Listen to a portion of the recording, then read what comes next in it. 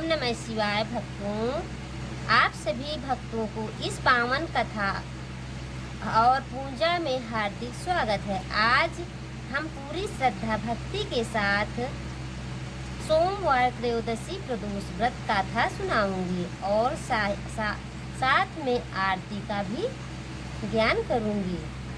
तो आइए दोस्तों, अब मैं सोमवार त्रयोदशी प्रदोष व्रत का कथा कहूंगी। बोलिए हर हर महादेव।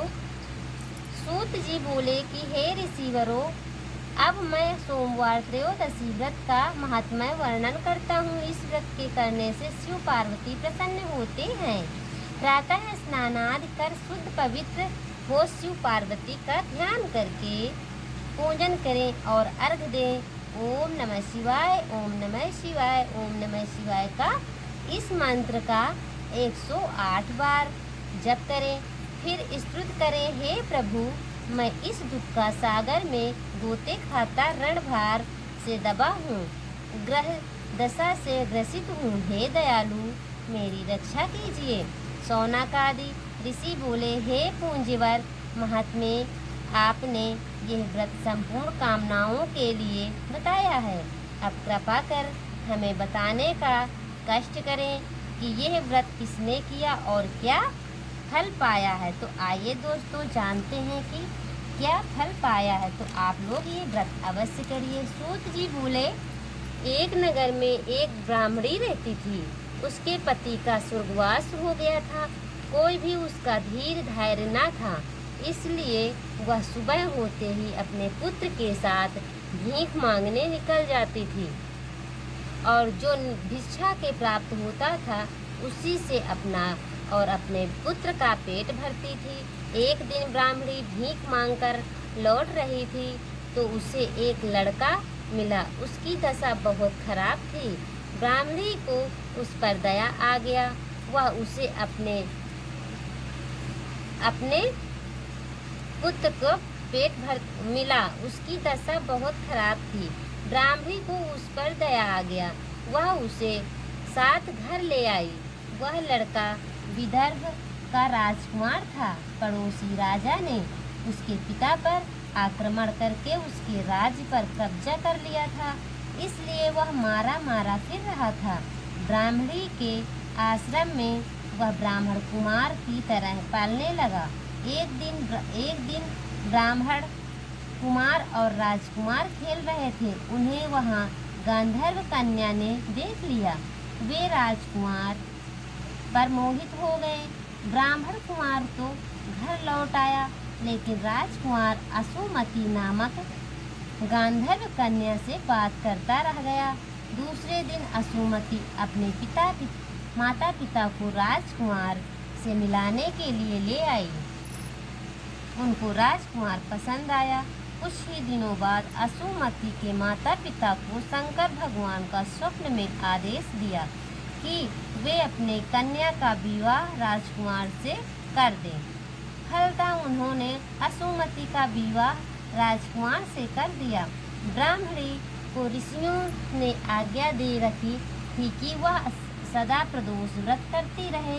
उसके व्रत के प्रभाव और गांधर्व राज की सेनाओं की सहायता से राजकुमार ने विदर्भ से शत्रुओं को मार भगाया और अपने माता के साथ राज्य को पुनः प्राप्त कर वहां आनंद पूर्वक रहने लगा।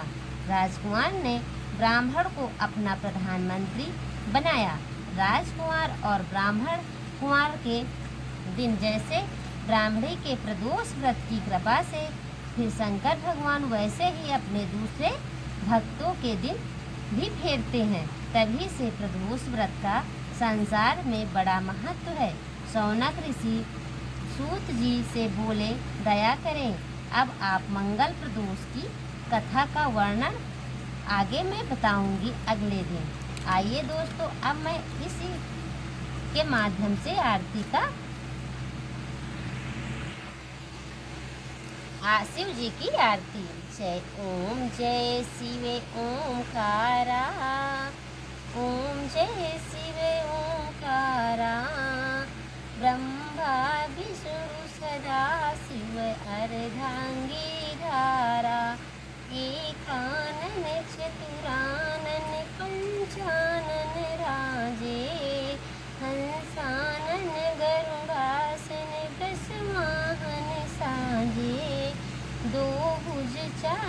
अद्भुत चतुर्भुज दस भुज अति सोहे, तीनों रूप निखरते त्रिभुवन जन मोहे। जय माला वन माला मुंड माला धारी, त्रिवपुरारी कंसारी वरमाला धारी।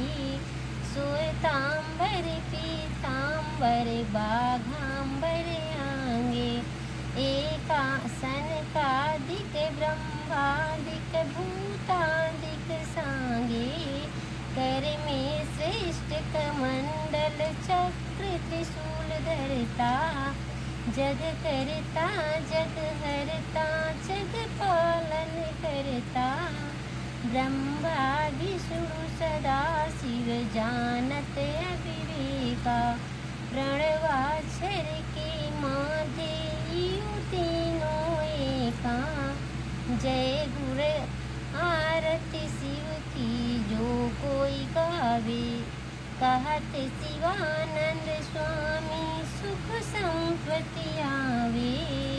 ओम जय शिव ओंकारा, ओम जय शिव ओंकारा।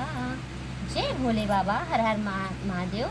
जो कोई ये कथा आरती के सहित से सुने उसकी सारी मनोकामना पूर्ण हुए। हर हर महादेव। आप सभी प्रदोष व्रत करने वाले बेटियों और सभी भक्तों के लिए आप सभी की सारी मनोकामना पूर्ण हुए। ये सारी अगर वीडियो पसंद आए तो लाइक और सब्सक्राइब करें और प्यारा सा कमेंट में लिखकर हर हर महादेव आप सभी की मनोकामना पूर्ण हो। जय श्री हरि।